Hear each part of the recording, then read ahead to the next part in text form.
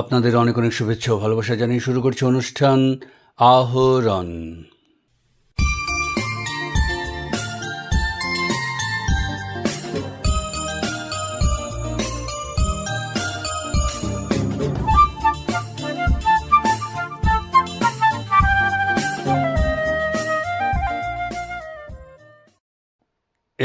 August রবিবার শিলচর রাঙ্গিরখাড়ি রোটারিতে স্থাপিত হল নবনির্মিত নেতাজি সুভাষচন্দ্র বসুর প্রতিমূর্তি।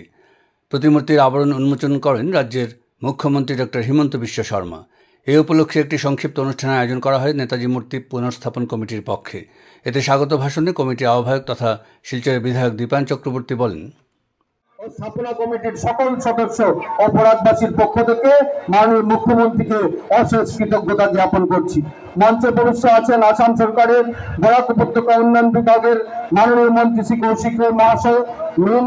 দেশবাসীর জন্য এক গৌরবোজ্জ্বল ও ঐতিহাসিক দিন।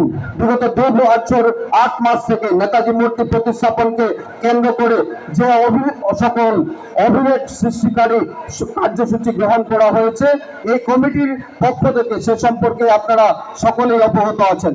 2022 সালের ডিসেম্বর থেকে আমরা কমিটির মনে যে স্বপ্ন পরিকল্পনা গড়ে উঠেছিল, আজ তার রূপায়ণ আপনাদের সকলের সক্রিয় সহযোগিতায় সম্পন্ন হলো।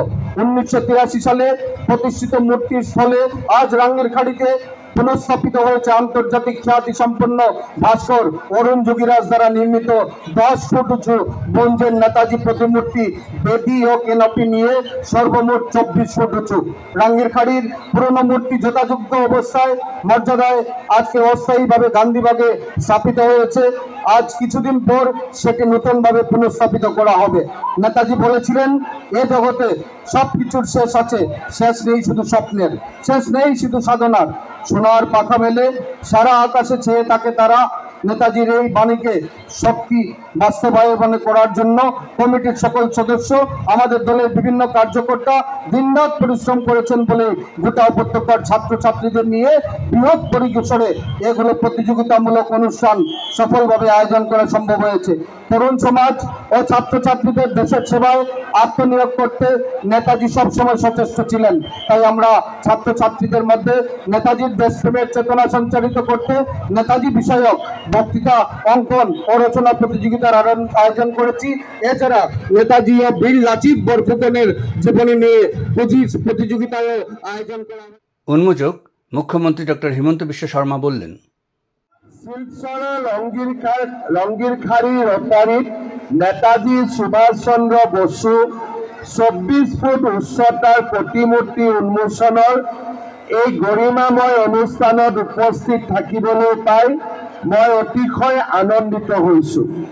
এই পবিত্ৰ অনুষ্ঠানত মই আকৌ এবাৰ কৃতজ্ঞ ভাৰতবাসীৰ হৈ নেতাজী সুভাষ চন্দ্ৰ বসুক সশ্ৰদ্ধা প্ৰণিপাত জনাইছোঁ।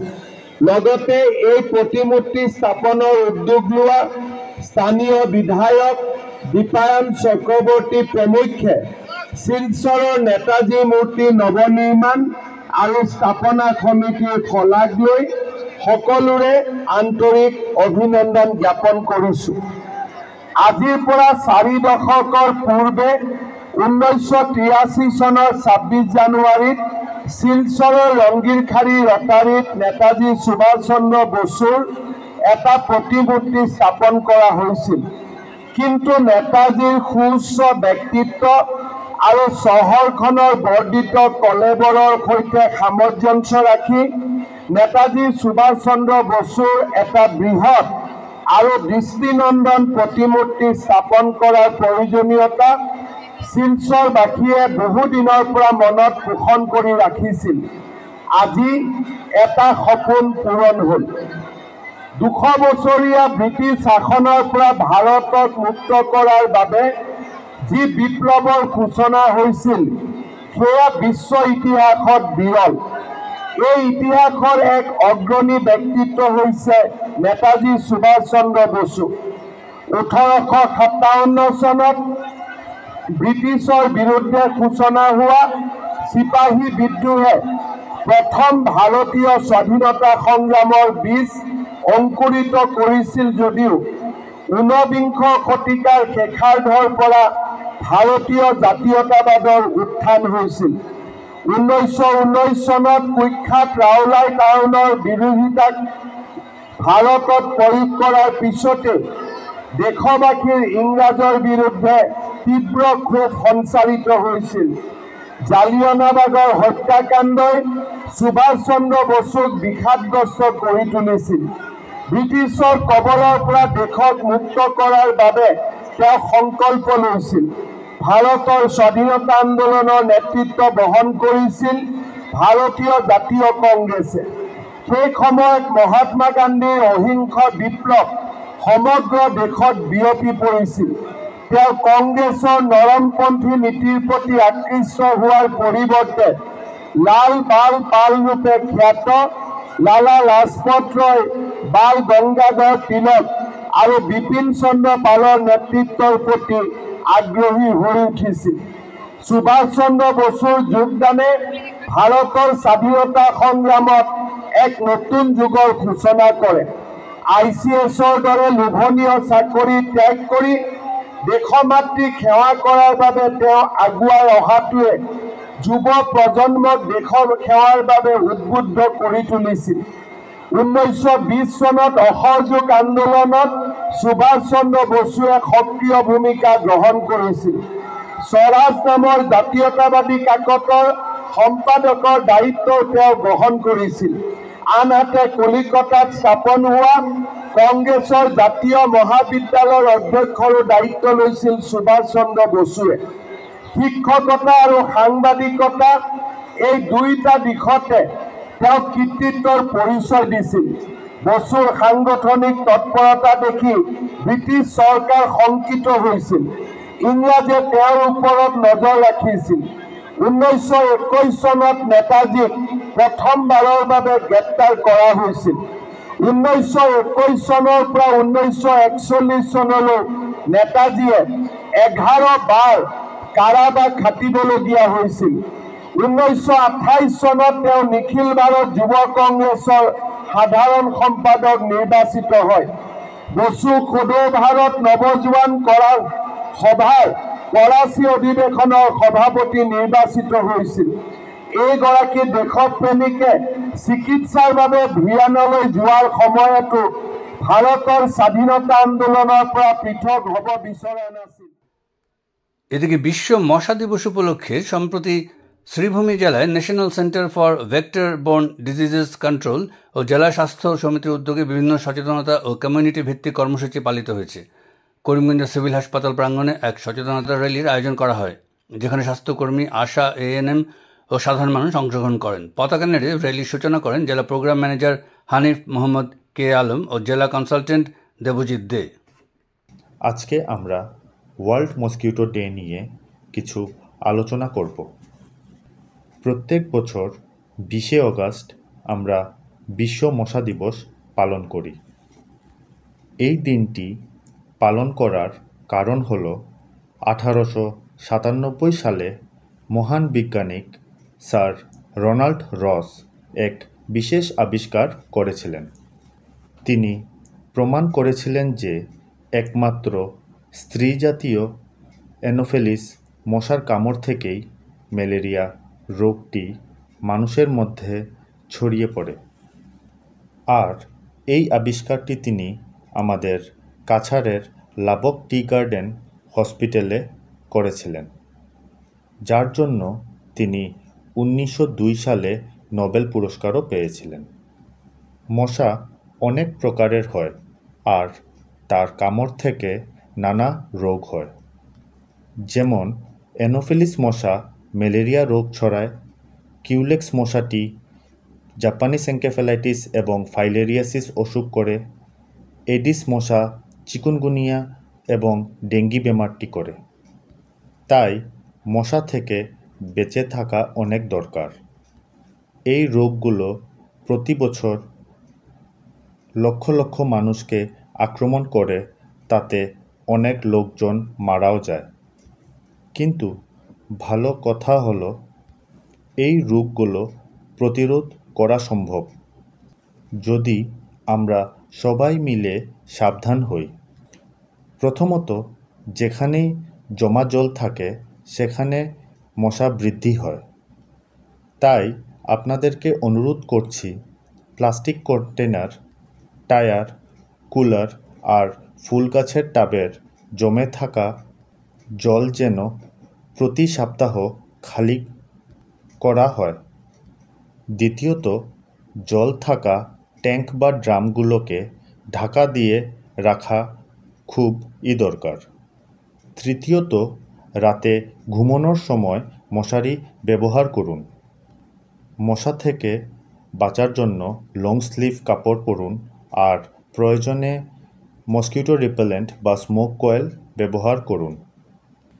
এবং যদি বুক কাঁপুনি দিয়ে জ্বর আসে, শরীর ব্যথা হয় বা মাথা ব্যথার মতো লক্ষণ দেখা দেয়, তখন শীঘ্রই আশা দিদিকে যোগাযোগ করবেন বা কাছের হেলথ সেন্টার বা হসপিটালে যাবেন। সময় মতো পরীক্ষা আর চিকিৎসা হলে জীবন রক্ষা করা যাবে। শ্রোতাগণ, আমাদের মনে রাখতে হবে যে মশা নিয়ন্ত্রণ শুধু ব্যক্তিগত কাজ নয়, কিন্তু যদি আমরা সবাই মিলে পরিবেশ পরিষ্কার রাখতে পারি তাহলে মশার প্রকোপ কমে যাবে আর আমরা এক সুস্থ সমাজ পাব। তাই আমরা সবাই মিলে এক শপথ নিই, আমরা পরিবেশ পরিষ্কার রাখব, বাইরে কোনো কন্টেনারে জল 5 দিনের উপর থাকতে দেব না আর শ্রীভূমিকে মশামুক্ত, রোগমুক্ত সমাজ গড়ে তুলব। শুক্রবার হাইলাকান্দি বঙ্গভবনে বরাক উপত্যকা বঙ্গ সাহিত্য ও সংস্কৃতি সম্মেলনে শহর আঞ্চলিক সমিতির উদ্যোগে প্রয়াত বর্ষিয়ান সাংবাদিক সন্তোষ মজুমদারের স্মৃতিচারণ সভা অনুষ্ঠিত হয়। সভায় উপস্থিত সাহিত্য সংস্কৃতি কর্মী, সংগঠক এবং সংবাদকর্মীরা প্রয়াত মজুমদারের বর্ণময় জীবনের বিভিন্ন দিক তুলে ধরেন। সম্মেলনে প্রাক্তন কেন্দ্রীয় সভাপতি নীতিশ ভট্টাচার্য বললেন, হাইলাকান্দির সাংবাদিক তথা সমাজকর্মী সন্তোষ কুমার মজুমদার হাইলাকান্দিতে 1969 ইংরেজিতে সাপ্তাহিক পূর্বায়ন পত্রিকার জন্মলগ্ন থেকে জড়িত ছিলেন এবং বরাক উপত্যকার বিভিন্ন কাগজে বিভিন্ন সময়ে সংবাদ পরিবেশন করেছেন। আমৃত্যু তিনি 1961 সালের ভাষা আন্দোলনে স্বেচ্ছাসেবক হিসেবে কাজ করেছিলেন, এদিকে ছোটাছুটি করতেন। 1972 সালের ভাষা আন্দোলনেও তার বিশেষ ভূমিকা ছিল। তিনি মহামায়া হোটেলের ম্যানেজার ছিলেন, পরবর্তীকালে স্বত্বাধিকারী হয়েছিলেন। মহামায়া হোটেলে আড্ডা জমত, বুদ্ধিজীবী, লেখক, কবি, ওরা সব সাংবাদিক, ওরা সবাই আসা যাওয়া করতেন এখানে। সেই আড্ডায় কখনো বিকেলে, কখনো সন্ধ্যার পর, কখনো রাত 8টায়। পরবর্তীকালে আমাদের একটা ক্লাবের জন্ম হয়েছিল, ক্লাব 8 PM, রাত 8টা থেকে সেটা হতো। আমরা কাজকর্ম সেরে সেখানে যেতাম। আমরা সবাই শহরের যারা আমরা ছিলাম সাংবাদিক, লেখক, আমরা জড়িত হতাম এবং বিভিন্ন সমসাময়িক ঘটনার উপর আমরা বিশ্লেষণ করতাম। সন্তোষ মজুমদার ছিলেন অন্যতম মধ্যমণি সেই বৈঠকে। তিনি পূর্বায়নে যেমন কাজ করেছেন, যেমন বরাক উপত্যকার বিভিন্ন কাগজেই তিনি সংবাদ পাঠাতেন, ফলে সকলের সঙ্গেই সম্পর্ক গড়ে ওঠে। আমি 1988 সালে দৈনিক প্রান্তজ্যোতিতে সাংবাদিকতা শুরু করি। সন্তোষ দাই আমাকে নিয়ে যায় পূর্বায়ন কার্যালয়ে 1969 সালে।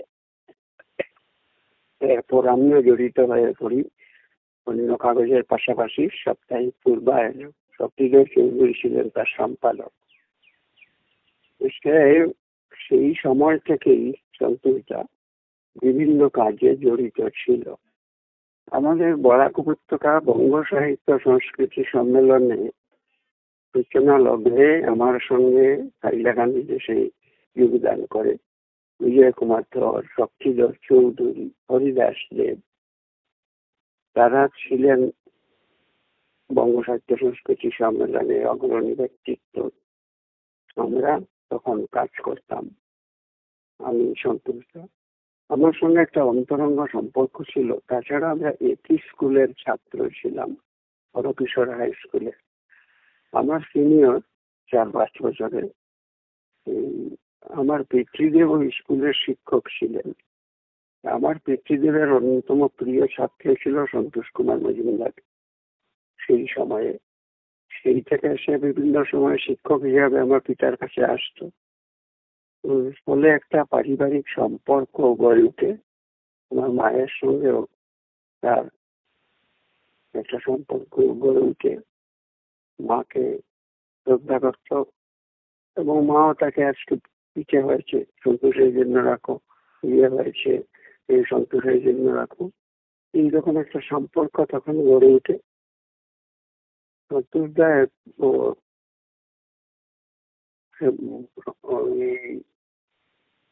সম্মেলনের সঙ্গে যুক্ত হয় এবং এক সময় সে হাইলাকান্দি শহর আঞ্চলিক কমিটির সভাপতি নির্বাচিত হয়।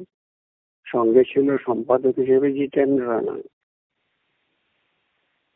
দুবারের সভাপতি, 2 বছর 4 বছরের। এরপরে তো জেলা কমিটি এবং কেন্দ্রীয় কমিটির সদস্য ছিল। দীর্ঘদিন বরাক উপত্যকা বঙ্গ সাহিত্য সংস্কৃতি সম্মেলনের সমস্ত কার্যক্রমে সে যুক্ত ছিল।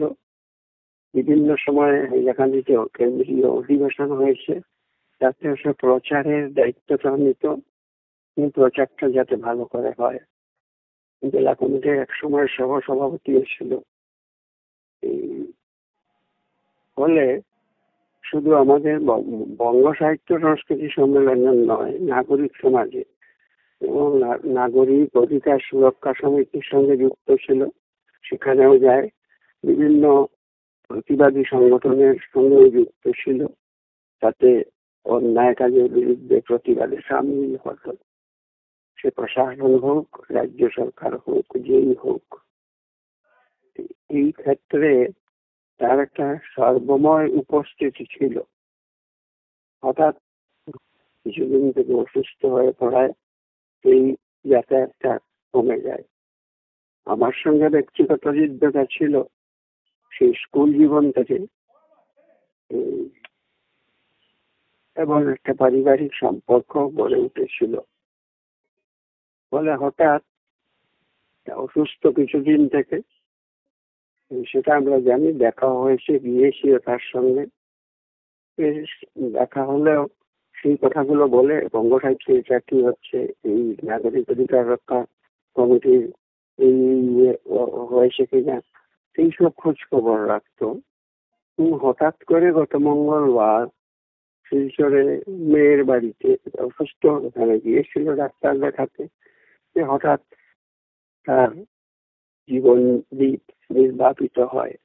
আমাদের কাছে একটা অকস্মাৎ একটা আঘাত আসে। বুধবার দিন এখানে মরদেহ আসার পর আমরা বঙ্গ ভবনে তাকে শ্রদ্ধা নিবেদন করি। বঙ্গ সাহিত্যের সব উপস্থিত কর্মকর্তারা ছিলেন।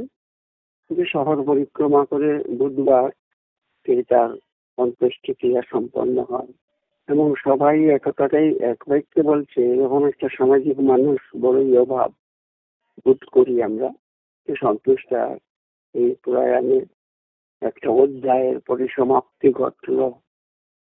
আজকে 200 গুণে মানুষ, তার যে অবদান এই শহরের প্রতি সাংবাদিকতায় বিভিন্ন সময়ে প্রতিফলিত হয়েছে। এই শহর থেকে এই জেলা, এই সমগ্র উপত্যকার বিভিন্ন ক্ষেত্রে তার অবদান আজকে সর্বত্র আলোচিত হচ্ছে। আমরা গত পরশুদিন বঙ্গ সাহিত্য সম্মেলনে শোকসভা করেছি। গতকাল আমরা করেছি এই বার্তাজীবী সঙ্গে, সেখানেও সাংবাদিক সমিতির যুক্ত ছিল। প্রেস ক্লাবেও প্রথম পর্যায়ে আমি এবং আমরা সেই 1969 সালে হাইলাকান্দি প্রেস ক্লাবের জন্ম।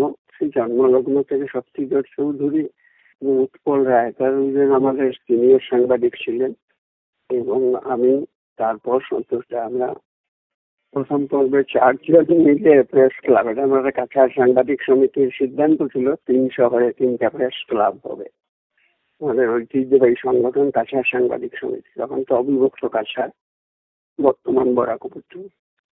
সন্তোষ দা 72-এর ভাষা আন্দোলনেও যুক্ত হয়ে পড়ে আমাদের সঙ্গে।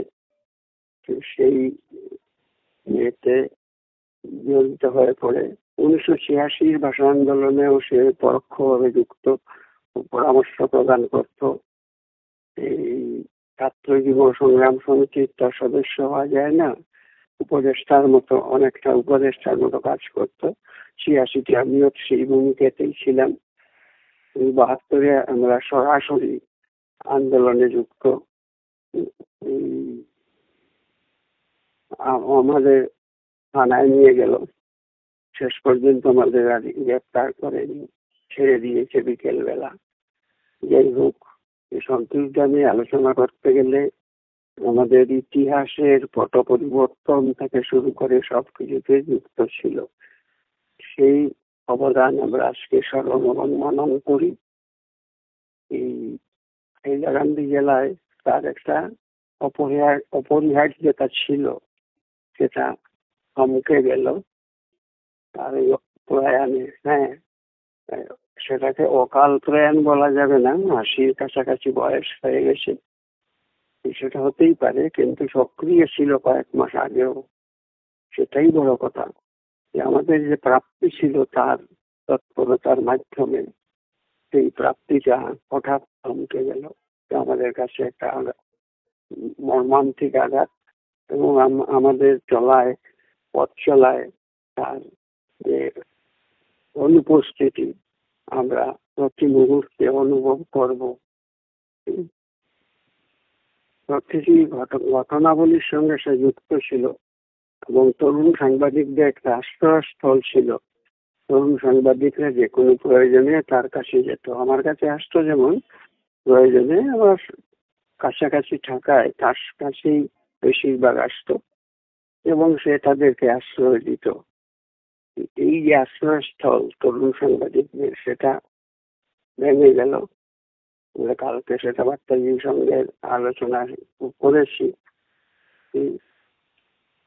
ভাষা আন্দোলন, 61-র সুদেব স্বেচ্ছাসেবক, 72-এ সক্রিয় অংশগ্রহণ, 86-তেও অনেকটা পরামর্শদাতার ভূমিকা। সে একজন ভাষা সেনানী বললে অত্যুক্তি হবে না, ভাষা সেনানী। সেই ক্ষেত্রে তার অবদান আমরা স্মরণ করি এবং একটা যে সামাজিক কাজে সাংবাদিকতার ক্ষেত্রে একটা শূন্যতার সৃষ্টি হলো, তা তো সহজে পূরণ হবে না। আমরা তাকে শ্রদ্ধা নিবেদন করি। সন্তোষ দা যেখানেই থাকুন, শান্তিতে থাকুন, অমরত্ব লাভ করুন, এটা হবে আমাদের প্রার্থনা। আজকে তাকে স্মরণ এবং মনন আমরা এই মুহূর্তেই করছি। সবাইকেই একদিন চলে যেতে হবে, এটা তো অতি বাস্তব, সেটা আমরা জানি। তবুও আমাদের মনে হয় অতি আপনজন হঠাৎ চলে গেলেন বলে আমাদের তো এই ক্ষতি হয়ে গেল। সেই সন্তোষ মজুমদার এই ক্ষেত্রে অপরাজে, তার দীর্ঘকাল হাইলাকান্দিবাসী তাকে স্মরণ করবে এবং না করলেও আমরা কৃতজ্ঞ হব, সেটা করা আমাদের উচিত। কবি মানিক চক্রবর্তী। প্রয়াত সন্তোষ কুমার মজুমদার এক সামাজিক ব্যক্তিত্ব, এক বর্ণময় জীবন। তাঁর পরিচিতি হাইলাকান্দি শহর ছাড়িয়ে বরাকের প্রান্তে প্রান্তে, এমনকি আমাদের পার্শ্ববর্তী রাজ্যগুলিতেও তিনি পরিচিত ছিলেন। হোটেল ম্যানেজারের এক অতি সাধারণ জীবিকা নিয়ে জীবন আরম্ভ করা এই অসাধারণ ব্যক্তিত্বটি তার কর্মক্ষমতা, নিষ্ঠা ও সমাজের প্রতি তার যে দায়বদ্ধতা, সেসব বিভিন্ন গুণের জন্য সর্বজনের শ্রদ্ধার পাত্র হয়ে উঠেছিলেন। 60-এর দশকে বরাক উপত্যকার মাতৃভাষা আন্দোলনে তিনি ছিলেন এক একনিষ্ঠ সৈনিক। তিনি শুধু সাংবাদিক, সাহিত্যিক ও সংস্কৃতিকর্মী ছিলেন না, আজীবন তিনি ছিলেন এক সংগ্রামী ব্যক্তিত্ব। বরাক উপত্যকার যে কোনো আন্দোলনে আজীবন সক্রিয় ভূমিকা পালন করে এসেছিলেন তিনি। সমাজের প্রতিটি ক্ষেত্রে ছিল তার অবাধ বিচরণ। 1961 সালের ভাষা আন্দোলন, 1974 সালের শরণার্থীদের পুনর্বাসনের আন্দোলন, কেন্দ্রীয় বিশ্ববিদ্যালয় স্থাপনের আন্দোলন, ভৈরবী শিলচর সড়ককে জাতীয় সড়কে উন্নত করার আন্দোলন এবং এছাড়া কাছাড় ক্যান্সার হসপিটাল স্থাপনের যে আন্দোলন ইত্যাদি ছাড়াও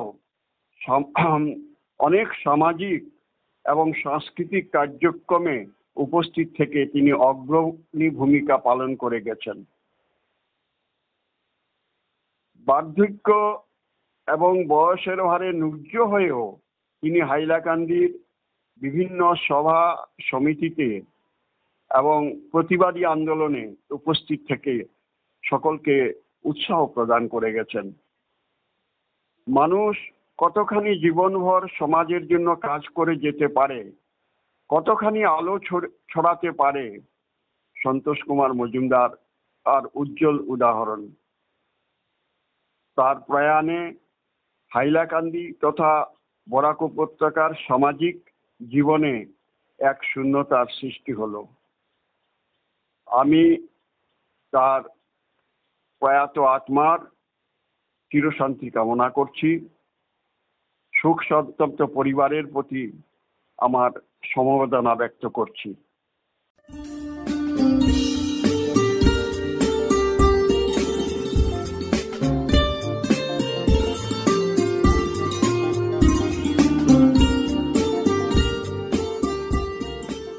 শ্রোতা বন্ধুরা, আহরণ আজ এখানে শেষ করছি। আপনাদের সঙ্গে আবার কথা হবে আমাদের আগামী অনুষ্ঠানে। আপনারা ভালো থাকবেন এবং অবশ্যই সুস্থ থাকবেন। এবারে বিদায় নিচ্ছি, তবে তার আগে জানিয়ে দেব, উপস্থাপনায় ছিলাম অনির্বাণ জ্যোতিগুপ্ত, শব্দগ্রহণ করেছেন রাহুল কান্তি দেব, জসীমউদ্দিন লস্কর ও নবেন্দু দাস। অনুষ্ঠান সম্পাদনায় ছিলেন অভিজিৎ নাথ এবং প্রযোজনা হিতব্রত ভট্টাচার্য।